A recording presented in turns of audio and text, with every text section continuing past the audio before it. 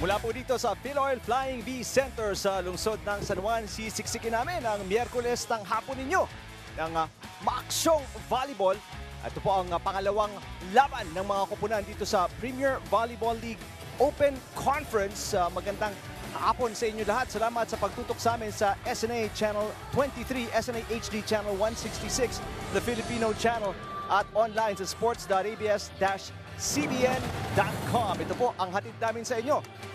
Ang Lady Warriors bibigyan ng pangalawang talo or susubukang bigyan ng pangalawang talo ang Perlas Spikers. Samantalang sila ay wala pa pong talo at 1-0 sa ating standing. Samantala sa pangalawang laban ngayong Miyerkules ng hapon, maghahanap po ang Water Defenders na wala pa rin talo katulad ng Cool Smashers. Pareho silang 1-0 sa ating standings. Magandang hapon po sa inyo lahat. Salamat sa pagtutok sa amin.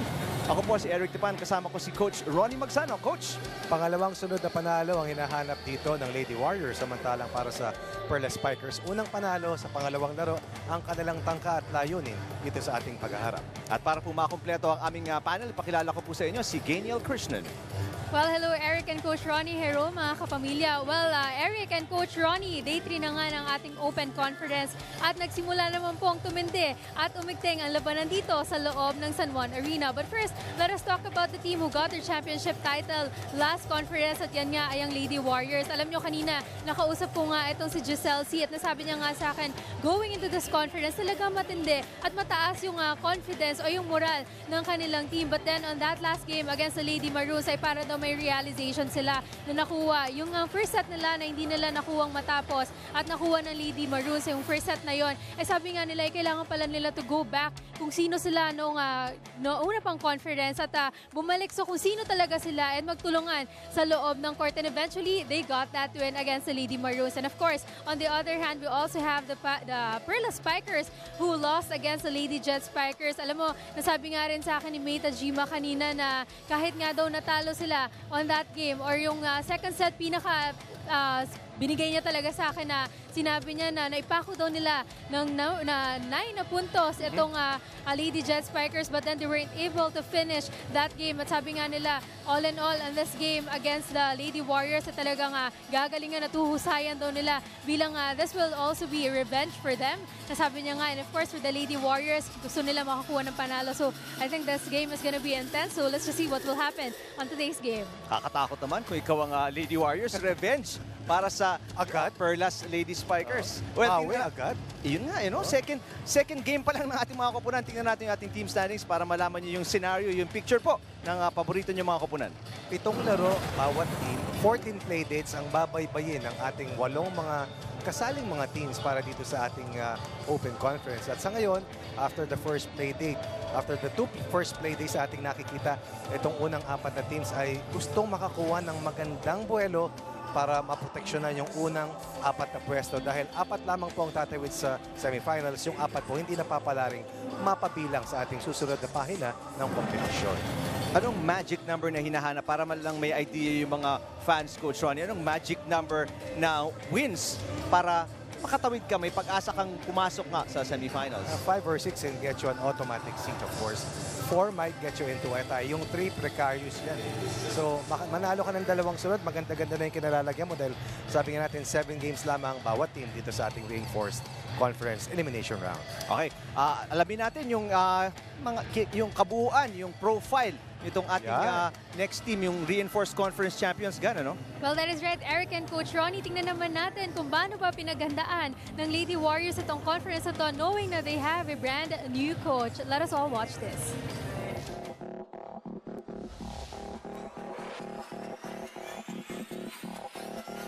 Receive at atake para sa Lady Warriors. De Leon! At doon na po nagtatapos ang ating Reinforced Conference. Gunning for their 4th straight title, alam ng Lady Warriors kung gaano kaimportante ang makabante agad sa kompetisyon. At para sa newly appointed head coach nilang si Rico de Guzman, ito ang kailangan niyang pag-isipan at pag-aralan sa bawat laban nila dito sa Open Conference. Nung nalaman ko ako nga yung iuupo na head coach, siyempre malaking challenge to sa akin. Nandun na yung saya, nandun yung pressure. So, pipilitin ko pa rin na may akyat yung team namin sa finals. Siyempre, gusto ko lang din, pag nagpapatraining ako, gusto ko makuha nila yung pinapagawa ko. Gusto ko may apply nila sa laro. The defending champions will parade an almost intact lineup. Napangungunahan muli ng PVL Reinforced Conference Finals MVP na si Myla Pablo. Sabi po namin na kailangan yung mga local mag-step up kasi nga ang daming na-injury. Nung 2 games ako hindi naglaro, siguro parang gusto ko tulungan yung team ko kasi yun nga, hindi ko magawa kasi nandun lang ako sa bench. Inisip ko na hindi, kailangan kong bumawi, kailangan matulungan ko yung team ko. Our MVP of the finals, Myla Pablo. Actually po, hindi ko po expect na ako po yung finals MVP kasi nga po, parang iniisip ko talaga na hindi yun yung gusto ko talaga mag-champion ka. Kasi ang sarap sa feeling po kasi pag nag-champion ka po ulit. Aasahan muli ng kupunan ang monster blocking ability ng NCAA standout from CSB na si Jeanette Panaga. Every game, nagma-mindset ako na dapat ganito yung gagawin ko. Dapat makablock ako ng 5, ganyan, or 6. Tapos pag gabi, before ako matutulog, as in, iniisip ko na kung ano yung mga gagawin ko kinabukasan for the game. Handa na rin magpakitang gilas muli sa depensa ang kanilang multi-awarded libero na si The Ninja, Melissa Gohing. First time ko na 10 5 sets or ewan ko, 10 ba or mahigit yung nilaro ng team para makuha yung championship. Napaka-memorable kasi ang daming ups and downs, tapos nakikita mo yung faith ng team na talagang kahit na, alam mo yun, ilang beses kami bumagsak, pero naghirap kami para tumayo ulit. As in, big adjustment for me kasi ever since naman back in the day, I'm always helping the captain. So I'm never the one na very vocal, I'm never the one na papagalitan yung teammates ko. Hindi ako ganun kasi ayoko nagagalit eh. Nagpapasalamat din ako kasi nandiyan si Bobby. Sinasabi ko kay Bobby na hindi ko to kaya mag-isa. So kailangan ko ng katulong. Even with 3 titles under their belt, the Lady Warriors' hunger for glory will remain as intense dito sa Premier Volleyball League. Abangan niyo itong Lady Warriors. Magandang panimula ito para sa amin. Mababago lahat yung nangyari nung nakaraan na puro mali. Sa mga fans po, siguro, gagawin ko po yung best ko, kung ano po yung makakaya ko. And then, I hope po na makuha po namin ito ulit yung championship na to. And alam na po namin, paghihirapan po talaga namin ulit ito. And alam po namin na marami pong mga team na malalakas ngayon. Sorry, over who? Over God! Well, alam nyo, Eric and Coach Ronnie, kanina nakausap ko nga rin to si Myla Pablo about their new head coach at nasabi niya nga sa akin, kahit nga daw iba daw yung coach nila or kahit yung previous coach pa rin daw nila, nasa team pa rin daw yun kung paano nila igagalaw yung sarili nila sa loob ng court. And syempre, yung tinutulong daw sa kanila ng coaches ay reminder lang daw sa kanila kung paano sila kikilos sa loob ng court. Well, mga kapamilya, if you have thoughts or comments about the match, tweet niyo po kami sa @ABS-CBN Sports and use the hashtag PVL on ABS-CBN. And check out some exclusive photos on our Instagram account. That's @ABS-CBN_sports. Keep up to date on all things happening here on Premier Volleyball League. All the news, the features, and interviews ng inyong mga paboritong players only on the Philippines' #1 sports website. That's sports.abs-cbn.com. And of course, Eric and Coach Ronnie, meron din tayong feature dito sa PVL on ABS-CBN kung saan pwede niyo po makita ang mga kaganapan dito sa loob ng San Juan Arena on a first-person view, and that is via Ronda Cam. Pwede niyo rin po tanungin ang inyong mga paboritong players, ang inyong mga katanungan, at mismo pong sila ang sasagot niyan during the game at may chance po kayo makita live on TV. And of course, meron din po tayong plus feature dito sa PVL on ABS-CBN kung saan pwede po kayo makisaya, makipagkulitan at makisama sa inyong mga paboritong players only via mobile photo booth tulad nito. Parang kilala ko yung mga yan. Subukan po ninyo. Punta po kayo sa ating venue, Phil Oil Flying V Center, para makapagpakuha. May souvenir ka pa, no? Of course. Imbis na regular selfie lang, ganyan pa, may frame ka pa. Makisaya po kayo sa amin dito, mga kapamilya. Interactive talaga. Exactly. So, yun po. Sana natandaan nyo rin yung mga sinabi ni Gan kanina, yung mga social media outlets natin. Ipapaalala ko po sa inyo yan maya-maya. In the meantime, magbe-break po tayo. Pagbalik, pag-uusapan natin yung huling panalo ng Lady Warriors. Diyan na po kayo sa SNA.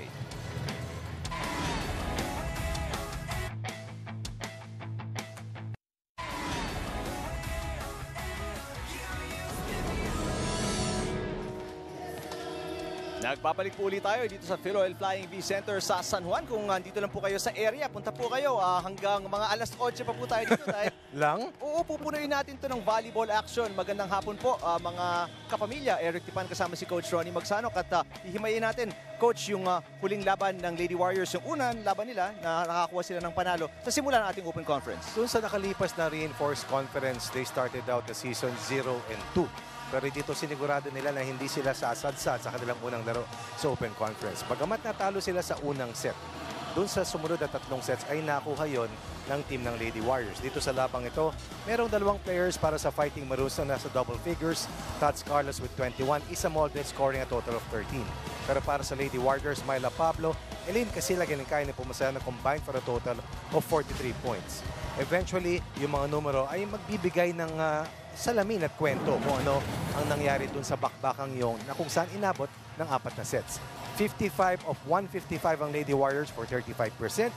54 of 174 naman ang Maroons for a lower 31% clip pag pinag-usapan yung spike percentage. Mabigat yung net defense ng Lady Warriors at bagamat sumadsad yung kanilang first ball na tinatawag, yung dami rin ng pagkakamali ng Lady Maroons ang siyang nagtulak sa kanila sa mas mabilis na hukay na kung saan hindi na sila nakabangon at nakahabol sa team ng Lady Warriors. At tulad nga na nabanggit kanina ni Melissa Gohing, itong team na to, hasang-hasa to sa 5-setter. Kaya 4-setter, pang-warm up lang yun. 10 raw na 5-setters.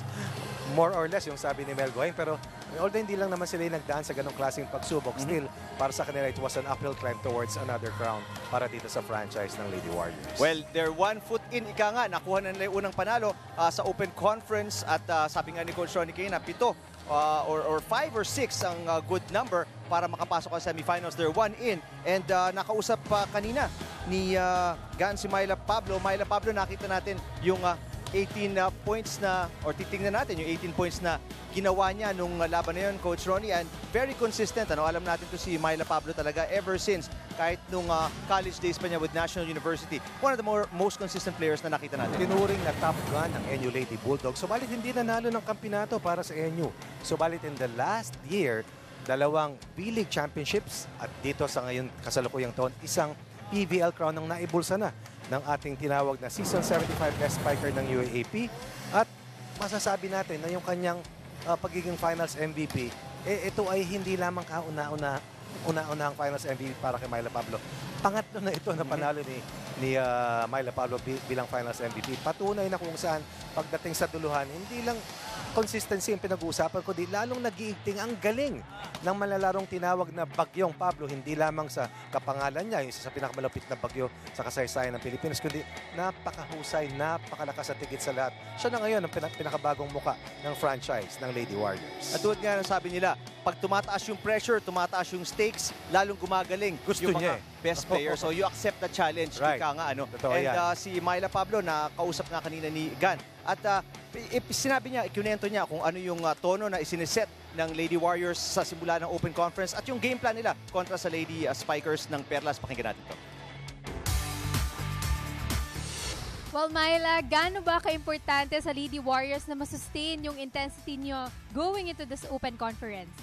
Siguro kailangan doon pa din yung confidence namin sa team. And lahat naman tayo, lahat ng team, malakas nga, kailangan namin paghandahan. So ayun lang, kailangan namin sa teamwork talaga and kailangan mag-usap kami. Parang ganun lang. Thank you. Alright, so paano nyo naman pinaghandaan ng Perlas Spikers going into this game? Siguro sa training talaga with Coach Rico, yun lang ang sabi sa amin na mag-focus kami sa service receive and yung blockings namin. Yun lang kasi kulang talaga namin is receive para makapag-set ng maayos si G. Alright, so good luck sa game later. Back to you, Eric and Coach Ronnie. Well, hindi na ganun kadami yung sinabi ni Myla Pablo in terms of preparation, Coach, dahil nga experience o championship team na itong Lady Spikers. Unang panalo ng Lady Warriors sa ilalim ng kanilang pinakabagong coach na si Coach Rico. Matagal ko nang napapanood at nasusubaybayan yung karera nitong mentor na ito. Mahusay ito at talagang disciplinarian at tactician itong si Coach Rico. Okay, tingnan naman natin yung huling laban ng Perlas Lady Spikers kung saan ang ganda sana nung inilaro nila nung set number 2 kontra sa Lady Jet Spikers kung saan nasabi ni Gan kanina, naibaba nila yung puntos ng Lady Jet Spikers to just 9 nung second set. Pero experience, maturity, and as I guess seniority na rin yung mga players na manlalaro ng Lady Jet Spikers nagdala ng unang talo ng Perlas nung kanilang unang laro. Wala si Herbacio, hindi nakapaglaro itong si Kat Bersola, wala rin si Nicole Chamson. Ang kabuuan, banderang kapos ang nangyari para sa Perlas Spikers. Dito sa labang ito, 23% accuracy para sa Lady Jet Spikers, only 19% para dito sa Perlas Spikers. At kahit na 40 mahigit ang naging pagkakamali ng Lady Jet Spikers, hindi naging sapat yun at hindi rin, kumbaga hindi na ikambyo ng Perlas Spikers yung huling dalawang sets para makuha sana yung panalo laban sa yung team na kung saan nasa dulo ng ating team standings. In fact, yung paghaharap na yan ay face-off ng dalawang teams na kung saan yan yung dalawang teams na hindi pumasok sa quarter-finals, so sa semifinals. Well, isa sa mga dahilan kung bakit nahirapan pumuntos doon ang Perlas Spikers ay dahil wala sa kanila na naka-double digits in scoring. Yun nga sa game na yun. Dalawa lang ang top scorer sila, 9 points ang inilabas. Si Sasa. Amanda Villanueva at saka si Sasa de Vanadera na titingnan natin ngayon. 9 points nga ang inilabas niya at nakikita nyo nakaupo siya doon. Nakausap mo kanina, Coach Ronnie, yes. Ankle sprain yata at hindi siya makakapaglaro ngayon. For the first time in her 18 years of playing the game, ito verbatim ito galing kay Sasa de Vanadera ay nagkaroon siya ng ankle sprain kagabi lamang sa kanilang ensayo. 9 points in their last outing bago dumating yung current crop of stars na middle hitters. Once upon a time, Sasa de Vanadera was at the cream of the crop, no? At the top of her game. A 4-time NCAA champion, a former NCAA MVP na best attacker, the best scorer likewise. Itong business management major na ito, alam mo ba kasamang Eric, a cage cashier na who has not played in the last 5 years bago kinuha muli para maglaro sa PBL. Last year para sa team ng Water Defenders. This year para sa team nila Charo Soriano. Bakit? Dahil dati na silang nagkasama-sama.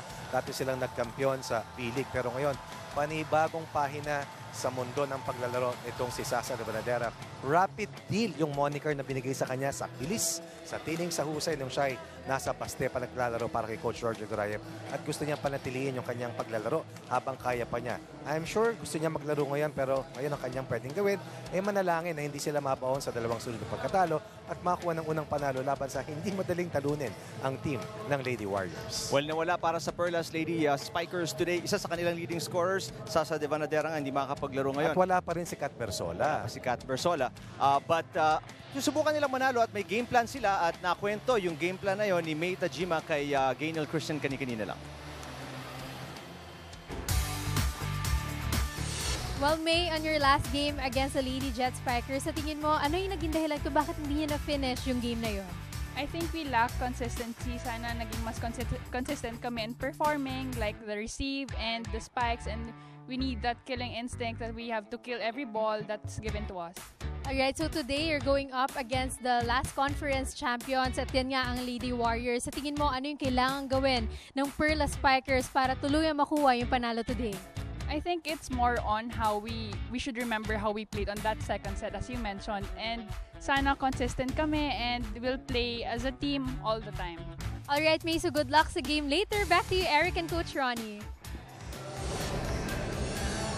Well, unang nabanggit ni May Tajima, killer instinct na nawala sa kanila. Nakuha nila yon, naramdaman nila nung second set, pero hindi nga nila napagpatuloy. Consistency naman ang nagkulang pagkatapos silang maramdaman nga yung killer instinct nung set number 2. Naalala ko kasamang Eric, yung reception talaga naging problema nila. Paano kang atake kung hindi ka makakasagot ng bola? And eventually, yun ang malaking dahilan kung bakit tanging walang manlalaro umabot in double figures for them. And as you mentioned earlier, only 2 players accounted for 18 points. Scoring 9 points apiece, yan ay si Sasa de Vanadera, and of course itong si Amanda Villanueva. Well, samahan niyo po kami sa ating social media outlets. Kung may ballpen kayo, listan niyo po nito kung hindi niyo matandaan. Sa Twitter po, at ABS-CBN Sports, gamitin ang hashtag na PVL on ABS-CBN. Sa Instagram, at ABS-CBN_sports. At kung gusto niyo manood online, sports.abs-cbn.com/livestream/PVL o pumunta lang sa premiervolleyballleague.com. May tugtugan tayo dito, hatid ni DJ Louie at dalawang laban ng umaatikabong volleyball hatid sa inyo ng Premier Volleyball League.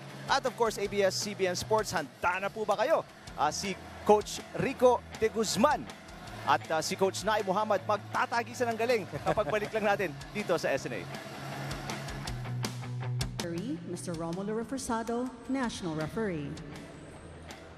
Second referee, Mr. James Oliver Mora, National Referee. Before we meet the starters for both teams, we would like to say thank you to our friends. Basics, the official league partner of the PBL. Mikasa, the official game ball of the PBL. And Pocari Sweat, the official electrolyte drink of the PBL. And now, let's meet the starting 6 from the Pocari Sweat Lady Warriors. Let's start off with the team captain, jersey number 12, Giselle C. Number 7, second best middle blocker last season, Jeanette Panaga. Number 8, Maricar Nepomuceno. Jersey number 9, Elaine Casilag. Number 16, Desiree Dadang. And jersey number 18, finals MVP, Myla Pablo. With the best libero from last season, jersey number 5, Melissa Gohing. And head coach, Staff Sergeant Rico de Guzman. And now, let's meet the starters from the Banco Perla Spikers. Let's start off with the team captain, jersey number 3, Suzanne Roses. Number 8, Jarella Marie de Jesus. Number 9, Amanda Maria Villanueva. Jersey number 10, Mary May Tajima. Number 12, Geminea Jem Ferrer. And number 16, Rongo Mai Papa, Amy Ahomiro. And starting libero, Giselle Jessica Tan. And head coach, Mr. Nai Muhammad. This is match number 5, the preliminaries. Good luck to both teams. Ayan po ang starting lineup ng ating reinforced conference champions dito sa Open Conference. Ang Lady Warriors at wala pong pagbabago dito sa laban nila kontra sa Perlas Spikers na mamimiss yung services, yung laro ni Sasa de Vanadera at para paltan siya. Mas tumangkad Coach Ronnie, May Tajima, first time niya magiging starting 6 pagkatapos hindi maglaro nung opening weekend game ng Perlas Spikers. Matagal-tagal na rin natin hindi nakikita in action itong si May Tajima, of course, a product of the Ateneo Lady Eagles. Marami sa mga manlalaro ng Perlas Spikers galing sa programa ng Ateneo Lady Eagles. Of course, kasama itong si Jem Ferrer, itong si Elevator Ella de Jesus, maging itong si Giselle Tan. Well, maagang nagparamdam si Jeanette Panaga. Nakapuntos agad doon para sa Lady Warriors. Pagtitingnan natin itong ng mga nakaputi, Coach Ronnie, ang Lady Warriors nga, ang daming choices ni Giselle C para maka-opensa. Ni Pumoseno, nabanggit mo kanina, isa sa naka-double digits. Kasama si Myla Pablo, ano? At si Eileen Casilag. Doon pa lang sa tatlo, may hirapan ng mag-cover talaga ang depensa nitong Perlas. Samantala ang Perlas, Coach Ronnie, kita natin kung paano sila kinapos sa opensa. Kaya sila nahirapan kontra sa Lady Jet Spikers. Kulang sa bala talaga ang Perlas Spikers sa kanilang huling pagkatalo. Pero the good thing is, si Nicole Champson ay babalik sa kanilang hanay para sa larong ito. Bad news is, wala pa rin Scott Bersol at si Herbacio nga ay nagpunta sa abroad para mag-aral. Unang service ace sa labang ito, kinuha ni Elevator Ella De Jesus. Once upon a time, played for the national team in the under-23 competition. Alam po, kasama dyan sila EJ Laro, sila Myla Pablo. Panaga scoring her second point. Coming up an 8-point performance, a finals MVP sa NCAA. And no doubt, isa sa mga susi sa mga kampionatong sunod-sunod na kinuha ng Lady Warriors. And right now, alam mo, may pula ito sa mga noo. Target na mga kalaban, diba? But somehow they have embraced the pressure. And they have won 3 straight rounds or 3 championships dating back to last year. Villanueva, naka-9 nga nung huling laban ng Perlas. Pupuntos doon pero may net violation ang itatawag actually dito sa Lady Warriors. Palitan ng puntos, ha? Oo. Dihama, Coach Ronnie, pinakamalaki sa kahit sa parehong kumpunan, ano? Ngayon, sa lineup dito. Hindi lang matangkad, ang haba, eh. Oo. Yung palo ni Kai ni Pumoseno, lampas at pupuntos dito ang Perlas. Lamang sila ng dalawa. Puntahan natin si Gan Krishna. Going into this game, Eric and Coach Ronnie, alam nyo kanina nakausap ko nga ito si Myla Pablo. At sabi niya nga sa akin, on their last game against the Lady Maroons, every first game daw nitong Lady Warriors ay lagi daw silang natatalo. Feeling niya nga daw they got lucky on that game against the Lady Maroons. Pero sabi niya, yung realization daw na nakuha nila, yun din daw ang nagpapanalo sa kanila. Sinabi ko nga kanina, Eric and Coach Ronnie, yung first set nila ay natalo sila. Pero mga sumunod na sets ay nakuha nilang ma-finish yung game na yun. Sabi nga sa akin kanina ni Myla, usually daw sanay na daw silang matalo no first game nila on the conference. Pero lucky daw sila on that game against UP. And talagang on this game naman daw talagang lalaban sila at hindi daw nila papabayaan na matalo daw sila na kahit na anong set. Back to you, Eric and Coach Ronnie. Salamat, Gan. Pero pinahihirapan sila ng UP doon, ha? Dikit talaga lahat ng remaining 2, 3, and 4th set. Dikit. Ang ganda ng inilaro ni Estraniero, 37 excellent sets kumpara sa 39 ni Giselle C. So halos match na match, Coach Ronnie, yung laban na yun ng Lady Warriors at Lady Maroons. Kumbaga, hindi natalo lang basta-basta yung UP ron. Tinalo talaga ng Lady Warriors at ang malaking kaibahan doon ay yung naging problema rin ng Lady Warriors yung kanilang reception efficiency, pero ang naging bala naman nila aside from their offense yung kanilang dig defense. Well, may bilis sa going ka, 26. Yo! Excellent digs nung larong yun. Kumpara sa 17 ni Alinas para sa Lady Maroons, talaga namang malaking bagay yun. Lalo na kung makakakuha ka at yun nga, convert mo yung depensa, yung floor defense, yung dig into offense. Itong mga fans ng Lady Warriors palaging faithful sa pagsuporta. Yes. Alam mo, dito ako natutuwa. Hindi lamang sa dami ng sumusubaybay sa ating Premier Volleyball, kundi yung taas ng antas, yung fan base. Meron na eh. Dala-dala nila mula college. Yung mga iba na tumigil maglaro at ngayon na bumalik, meron pa rin awareness yung mga followers nila.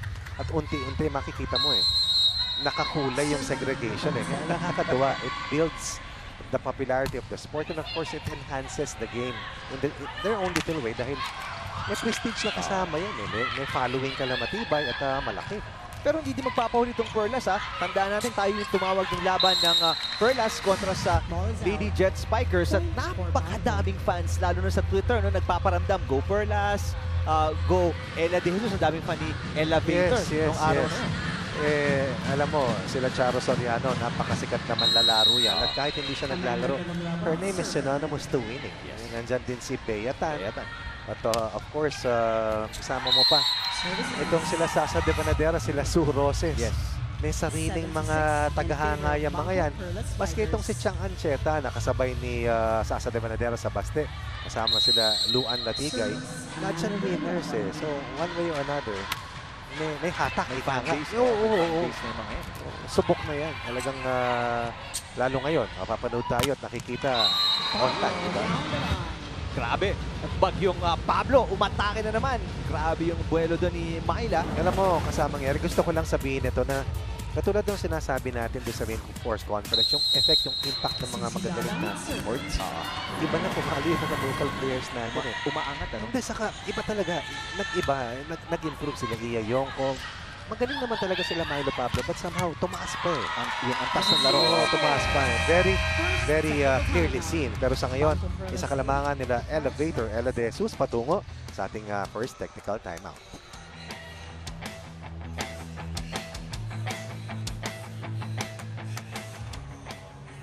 Good vibes, freeze moment. Hatid sa inyo ng Creamline. Magpa-good vibes, mag-Creamline.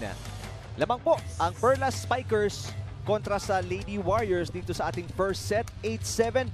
Pinag-uusapan natin yung antas ng volleyball, Coach Ronnie. Mataas ang level ng laro ng parehong koponan. Maganda opensa, maganda ang depensa na I'm sure ikatutuwa ng mga fans na nanonood live dito at sa kanilang mga TV sets. And that's also the reason why dun sa ating first weekend, makikita mo, ang haba ng mga laro eh. Diba? Kung titignan mo, kaya ba ng Adamson sumabay sa Creamline? Oo. Diba? Pero nag-4 sets. Bakit? May dalawa rin silang mahuhusay na bagong players. Eh, Ito yun. Kumbaga, hindi ka sasali rito para katayin ka. Sasali ka rito para lumaban at manalo. Pero, I mean, maraming magtatakang manonood kay fans o hindi. Kasi ang Adamson, nakulela dyan sa huling UAAP. Isang season panalo natin. lang, Isang diba? panalo lang. Pero, katakataka, yun nga, pinahirapan yung isang collection ng mga pros na to. Kung magagaling. Si Gia Morado, nandiyan na sa Full Smashers, di ba? Liza Bandesian, sigurado, siyempre. So, pero pinagpawisan din sila. Talagang toneto nila ng pawis din. Pero itong si Tajima scoring her first point of our open conference. Kung makikita mo, napakataas nung manlalarong ginagamit ngayon ni Coach Nye. Probably, nakita nyo. Meron naman akong bala, ba't di natin gamitin? Ba't di natin subukan? Baka sakaling na umubra. Kasilag, malakas lang ng konti. Yung palo niya, Elaine Kasilag, 15 puntos po. Yes. Ibinugan ito.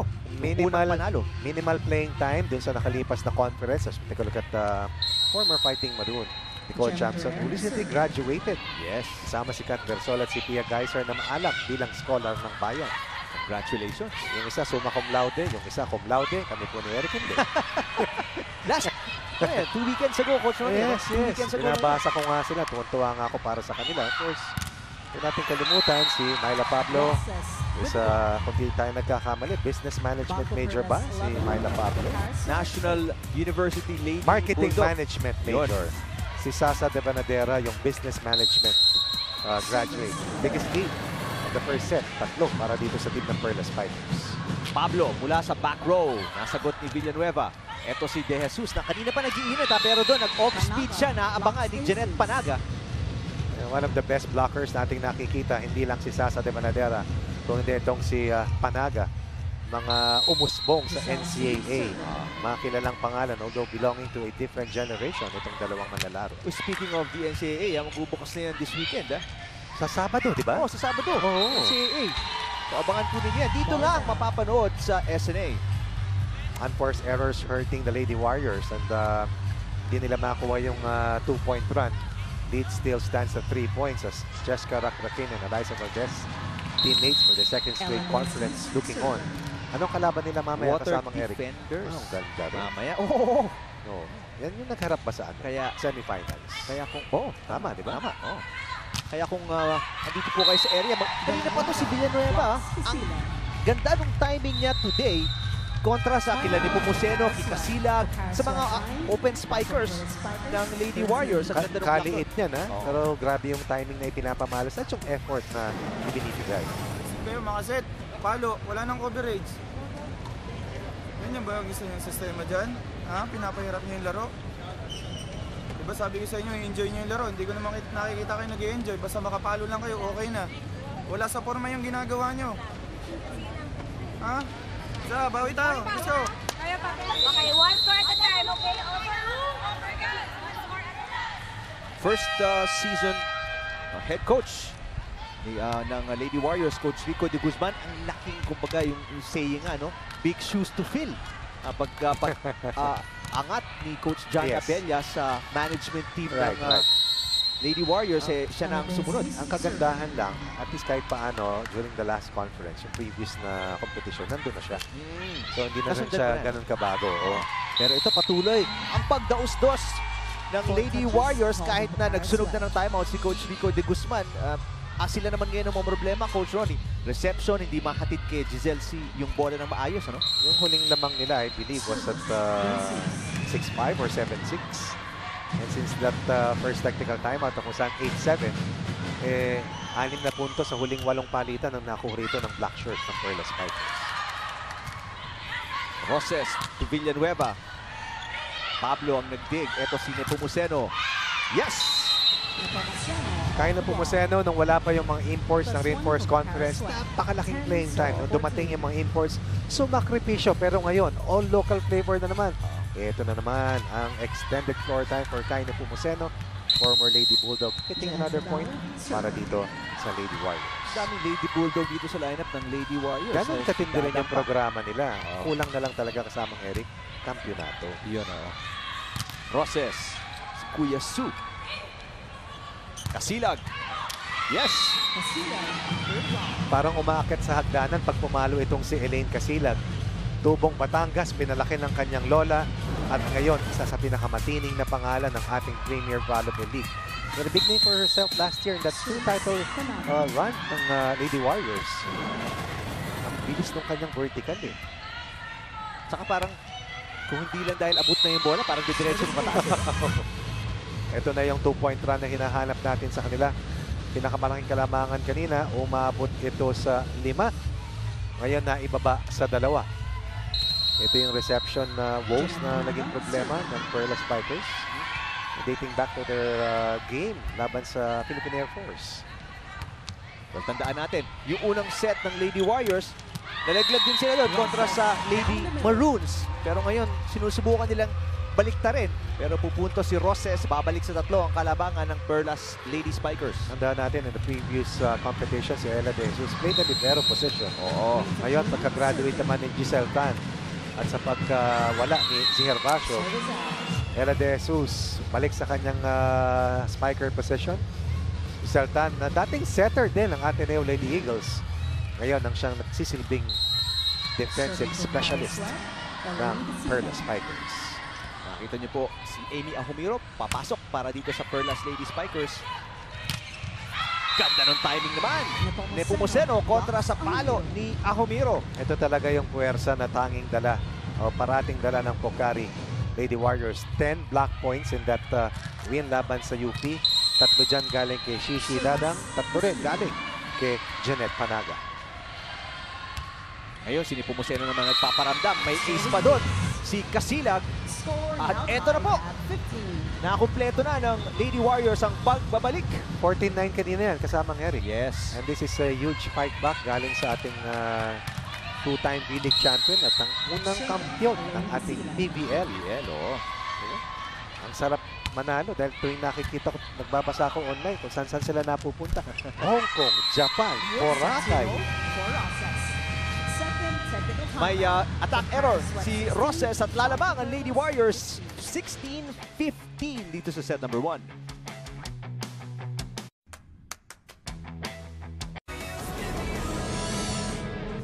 Hi, I'm Dana De Guzman from Cainta, So this question is for Ate Jessie De Leon. So apart from playing volleyball and nagmo-model ka rin, so para sa'yo, alin ang mas na-challenge ka at mas nag-e-enjoy ka? Yun lang po. Thank you!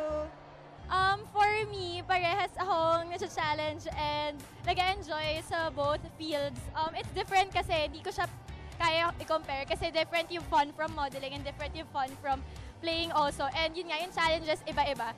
So yun, it's almost the same rin. So different lang siya, pero same level. Yan po, yung example namin kayo, sinasabi namin nila Gani, Coach Yun. Ronnie, na pag nandito kayo, magkakaroon kayo ng opportunity na makapagtanong, makausap Yun. ang inyong favorite volleyball players. At mapakita on national TV. National TV. Diba? All you have to do is join us here live sa ating Flying V Arena. And of course, ang laking bagay Maganda manood sa bahay, maganda manood online. Pero mas maganda pag ang Tsaka- lapit mo eh. Mas tatamaan ka pa ng bola, yung ramdam na ramdam mo. Yung sarap ng paglaro ng mga idolo mo. At ito, sa wakas, napigil yung pagsadsad ng laro ng Perla Spikers. And after the second technical timeout, naitabla nila after that last point. Galing kay Jovan Soto, Mauricio. Go, Ate Dadang, spike pa more. Wow! Pero Ate Dadang po si Shishi Desiree. Dadang, Oo, si Desiree Dadang. Pero ito, isang service ace na naman ang nangyari para sa Perla Spikers. Sabi ni Grace, oh my God, my favorite Tan sisters are playing together in a team. Oo. Para sa kaalaman ng marami, si Beata at si Giselle Tan ay magkapatid po. Pero ito naman, hindi po magkapatid. Kambal na palo naman ang kinuha rito ng Lady Warriors para tumabla muli at 17 all. Sabi ni Vince, grabe, simula pa lang ang ganda ng palitan ng bola. Pansya, obviously, ng Perlas Lady Spikers. Pwede mong ituring na glamour team itong dalawang teams na ito, eh, no? Actually. Galing naman kay Mark Stephen. Go Perla Spikers. Let's win this game. Go Idol. Sino bang Idol? Ayi. Ganaban siya. Janet Serafica, serving. Ganaban. Yun. Tama. Pero ito, Janet Serafica. Bago dumating itong sila Gia Morado.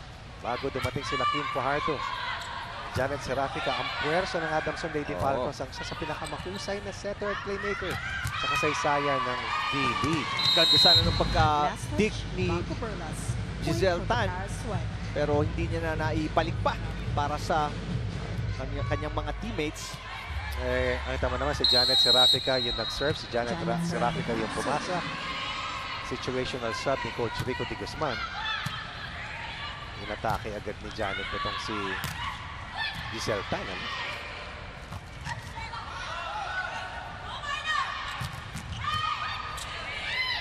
Perer. Villanueva, solid ang depensa ni Pablo sa net. Malaking bagay na hindi lang opensa yung karga ng isang franchise player katulad ni Myla Pablo. Almost had a triple-double game in their first win, pero sa ngayon 2.8, a luxury at this stage laban dito sa Perla Spikers. Long, quick, long. Long. 2 points lang. Middle and high. Ako yun. Wet. Deep. Sarapit lang yun. Good receive lang. Isa wag lang nagbibitawan. Mas madaling forward kaysa umatras. Kaya umatras lang kami. Ano ba lang? Bangko! Perlas!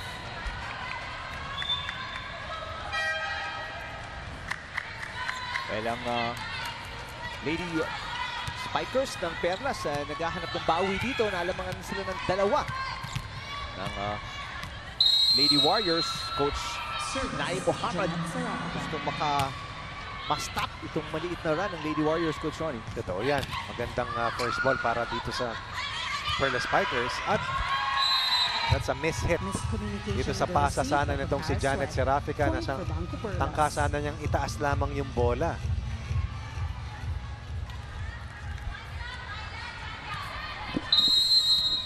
Amanda Villanueva, serving.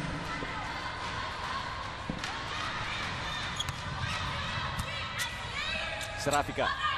Pablo. Down the line sana ang balak pero medyo wide ng konti yung palo. Grabe, no?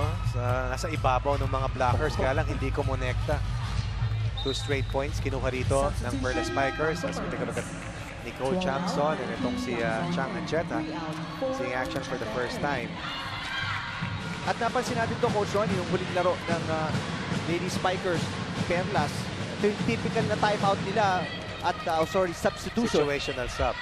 Kung saan papasok si Ancheta. At ito, Nicole Chamson, nakita natin papasok din dito para makadagdag opensa para sa Perlas. Solid serve. Dadang. Excellent reception by Myla Pablo. Pag maganda yung reception mo, pwede kang pumunta sa quicker. Pero pag hindi, ibabato mo lang sa open o sa kabila. But this time, Serafica connecting with Cici Dadang.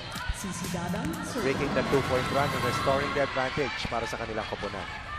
Dikit po tayo sa dulo ng set number 1. Isa lang kalabangan ng Lady Warriors.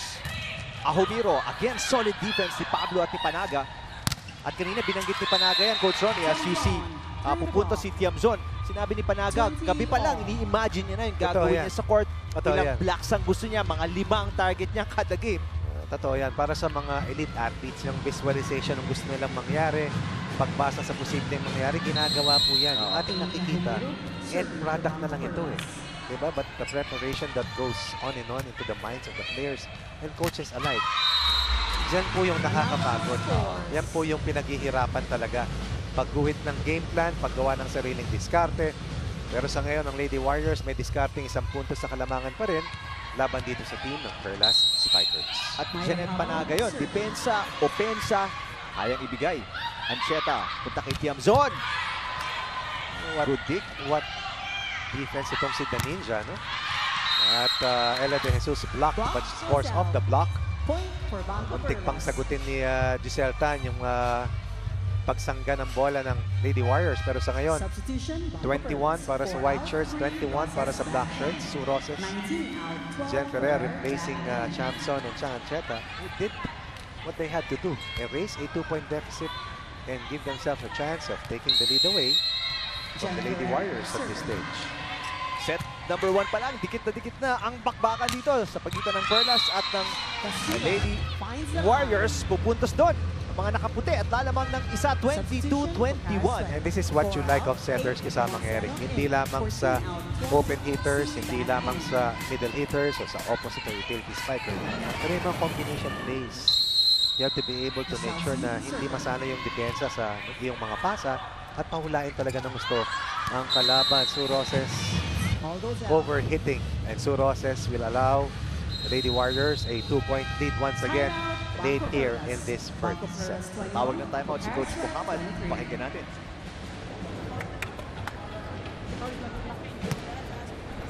Okay. Game, ya. Con dia close mani ini return. Receive lang tayo. Tayo re-receive tayo, atake ha. Isang side out, side out lang. Yung serve na wala namang karga dito. So, dahil natin kay Jeff. Control again. Bambo. Reception. First ball. They're still in the hunt. Ito sa first set, but they have to overturn a 2-point deficit. At dyan magsisimula sa kanilang serve-receive na tinatawag. One of the best servers in the previous competition, si Giselle C. Online para dito sa Lady Warriors. Gohing, nasalo yung palo. C. Ayun na pupunta. Kasilag, yes! Ito, set point na po ang Lady Warriors, 24-21. Pag pinag-usapan ng roster power, definitely one of the best ng hawak dito ng Lady Warriors, and that has been a key ingredient sa kanilang success run over the course of the last year. Sunod na puntos kasamang Eric. Kanina opensa, ngayon depensa, Coach Ronnie. Lahat inilabas ng Lady Warriors dito para makuha yung set number 1. Pagkatapos pumuntos ni Kasilag sa opensa, depensa naman, Janet Panaga ulit nasa gitna for the block and the win sa set number 1, 25-21 kontra sa Perlas Spikers.